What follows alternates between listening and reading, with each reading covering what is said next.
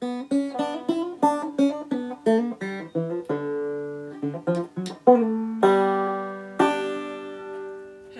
and welcome to this week's edition of Guinea Pigs with Greg.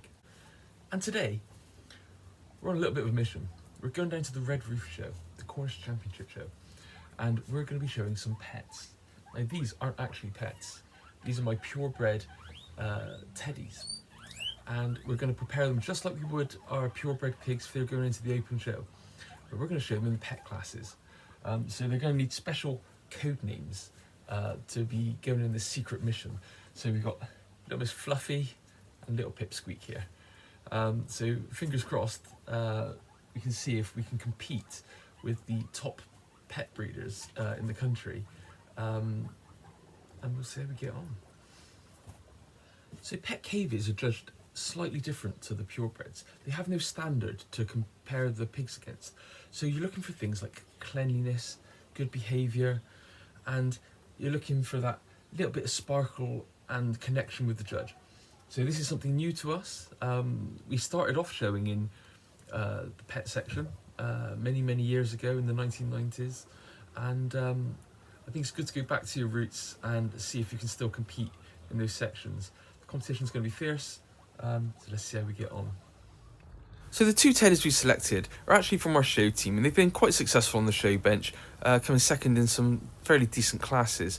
So we're not entering just any old pigs, we're entering pigs from our show team, our purebred show team, to see if they compete in the pet classes. So we did a bit of research and we looked at what a pet should be assessed on. So they need to be fit, just like any exhibition cavy, in good physical condition and free from disease. They shouldn't be fat, but they should have lots of flesh and good muscle. And I think the two caves that we've selected both exemplify that. They're both really solid, good shoulder, real fit condition. They've been fed to the nth degree, ready to show. So it'd be interesting to see what the judges' comments are on this aspect of what they're looking for. Now, the next quality we're looking for is good behaviour and friendliness. The cavy should be tame, easy to handle, friendly and calm on the table. This is an essential quality of a pet, and this is something that the judges will be looking for, some sort of engagement with the cavy. Our cavies are trained from a very young age to stand still and follow the direction of the judge.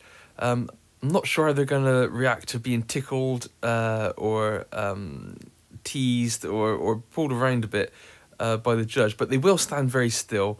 So we're just going to give them a little poke and a prod now, a few tickles under the chin, and just see how they react to that, and hopefully we can get them ready to be shown in the pet classes in this way. And then it says cleanliness and preparation.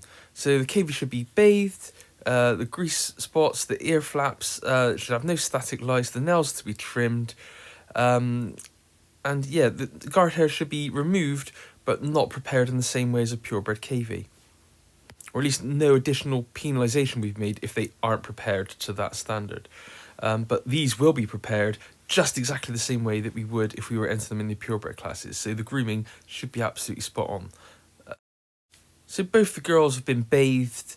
We've washed them quite well. We'll give them a good brush through, get rid of any of those last few guard hairs, maybe even blow dry the coat out. Then we're going to take some tweezers to the coat and try and get rid of any loose hairs or any scurf that we may have brought to the surface. This is the same thing we do regardless of the shows that we're going to, but they will be shown and presented as if they were pure breeds. We're just putting them in the pet classes to see if we can compete. And it's going to be interesting because, as I say, the standard for the purebreds is much different to the guidance notes for the pet classes. And we can only do our best. Quick check of the nails to make sure they're all cut and clean, and they look all good to me. We have prepared these recently at a show, so they should all be okay. As you can see, everything's perfect on inspection. It's important not to cut the nails too short because you will possibly make the cavy bleed, and that's not what we're trying to do. But they're nice and short, so they're not going to scratch the judge. And even though there are no points for grooming, We will groom these just like we were showing them in the purebred classes. So we'll take the tweezers and we'll pull out as much of the loose guard hairs as we can, just to make the coat nice and level and even, and give it that nice direction that we're looking for in a purebred, and hoping that this will pay off in the pet classes. But we'll soon find out. You know, we just want to keep that coat nice and short. You can see there, all the guard hairs are gone. And the final bit of preparation is we take the hairdryer to the cavy on a cool setting and just get rid of all those loose hairs and any dandruff that may have appeared. And the cavy should then be absolutely perfectly ready to present to the judge. But we'll see how this goes, because all of this is exactly as we would prepare our purebred cavies. Hopefully it's good enough for the pet classes. So we're at the Redruth show, and our judge for the day is Gemma Taylor, a very good friend of mine, and she's given the cavy a thorough assessment, and we had some good comments saying nice behaviour, nice and friendly, fit, but cleanliness. She spotted the scurf. There's a little bit of scurf deep in the coat. That's come to the surface and she's noticed it. Our under 5 didn't do too well. She didn't enjoy being handled and being judged, and was very reserved in herself and didn't show her friendliness the way that we were hoping. But Gemma gave him a good going over, and we'll soon see the results. Well, both the girls won their classes. There was only one in each class, so there wasn't much competition in our section, but we didn't come out at all in the challenges.